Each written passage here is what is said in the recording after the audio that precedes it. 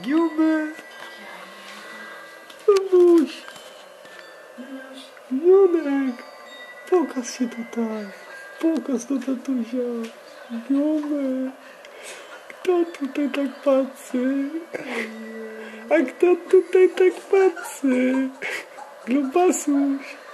Kto tak patrzy? A jak ładnie ziewa! Jak ładnie ziewa! Mówią się, nie? Nie wiem. No już nie będziemy męczyć. Pięknie, synuś, tak. No chodź. Piękny robaczek masz śliczny. Taki ładnie mocny, dzidziulek. Będą tak. same zdjęcia, nie? Fryzurkę babcia zrobi. Na Alojziego. O.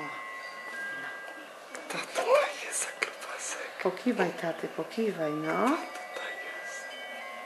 Ojeju. Jaki on spokojny jest.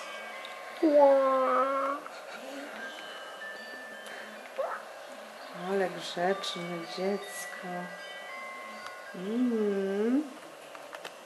Kogo takie grzeczne dziecko jest? Ale wierzę. To jak ta papuga.